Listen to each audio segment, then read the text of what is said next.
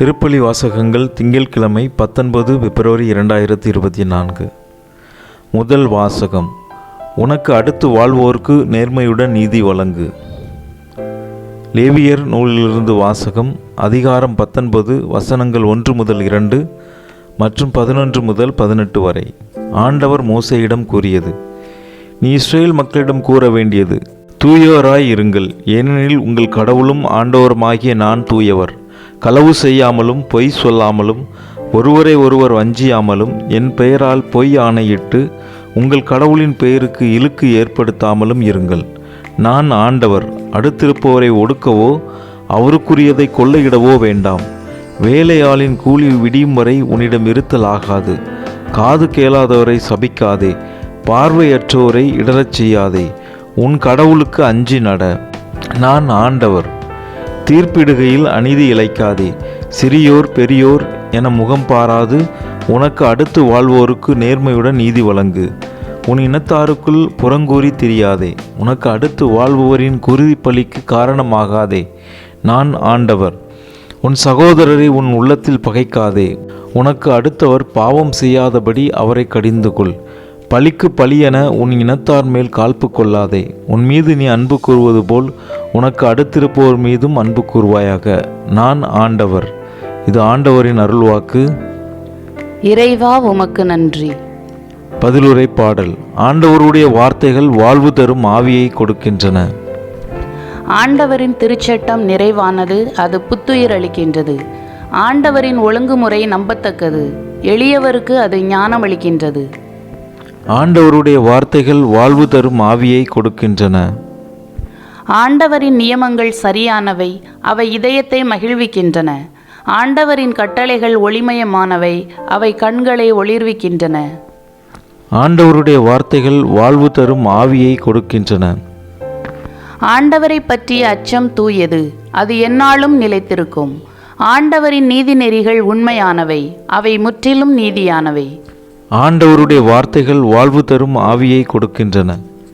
என் கற்பாரையும் மீட்பருமான ஆண்டவரே, என் வாயின் சொற்கள் உமக்கு ஏற்றவையாய் இருக்கட்டும். என் உள்ளத்தின் எண்ணங்கள் உமக்கு உகந்தவையாய் இருக்கட்டும். ஆண்டவருடைய வார்த்தைகள் வாழ்வு தரும் ஆவியை கொடுக்கின்றன. நற்செய்தி வாசகம். மிகச் சிறியோராகிய என் சகோதரர் சகோதரிகளில் ஒருவருக்கு நீங்கள் செய்ததெல்லாம் எனக்கே செய்தீர்கள். மத்தேயு எழுதிய தூய நற்செய்தியிலிருந்து வாசகம். அதிகாரம் 25 வசனங்கள் 31 முதல் 46 வரை. அக்காலத்தில் இயேசு தம் சீடர்களை நோக்கி கூறியது: வானதூதர் அனைவரும் புடைசூழ மானிட மகன் மாட்சியுடன் வரும்போது தம் மாட்சிமிகு அரியணையில் வீற்றிருப்பார். எல்லா மக்களினத்தாரும் அவர் முன்னிலையில் ஒன்று கூட்டப்படுவர். ஓர் ஆயர் செம்மறி ஆடுகளையும் வெள்ளாடுகளையும் வெவ்வேறாக பிரித்து செம்மறி ஆடுகளை வலப்பக்கத்திலும் வெள்ளாடுகளை இடப்பக்கத்திலும் நிறுத்துவது போல் அம்மக்களை அவர் வெவ்வேறாக பிரித்து நிறுத்துவார். பின்பு அரியணையில் வீற்றிருக்கும் அரசர் தம் வலப்பக்கத்தில் உள்ளோரை பார்த்து, என் தந்தையிடமிருந்து ஆசி பெற்றவர்களே, வாருங்கள்.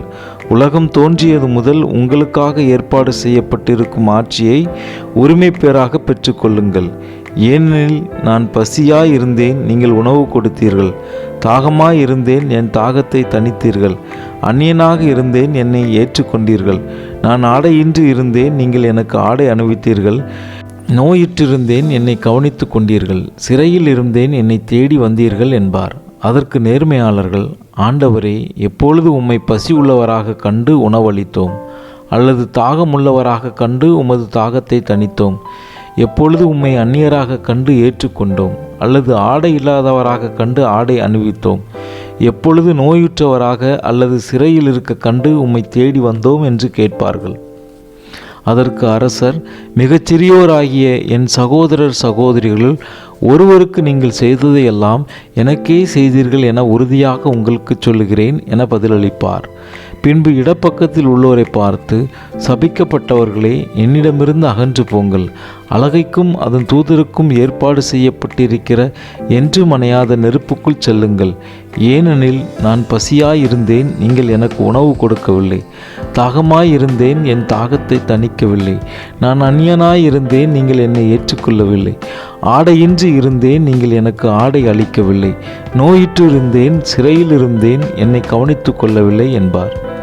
அதற்கு அவர்கள், ஆண்டவரே, எப்பொழுது நீர் பசியாகவோ தாகமாகவோ அந்நியராகவோ ஆடையின்றியோ நோயுற்றோ சிறையிலோ இருக்க கண்டு உமக்கு தொண்டு செய்யாதிருந்தோம் என கேட்பார்கள். அப்பொழுது அவர், மிகச் சிறியோராகி இவர்கள் ஒருவருக்கு நீங்கள் எதையெல்லாம் செய்யவில்லையோ அதை எனக்கும் செய்யவில்லை என உறுதியாக உங்களுக்கு சொல்லுகிறேன் என பதிலளிப்பார். இவர்கள் முடிவில்லா தண்டனை அடையவும் நேர்மையாளர்கள் நிலைவாழ்வு பெறவும் செல்வார்கள். இது ஆண்டவரின் அருள்வாக்கு. கிறிஸ்துவே உமக்கு புகழ். விண்ணுலகில் இருக்கிற எங்கள் தந்தையே, உமது பெயர் தூயது என போற்றப் பெறுக.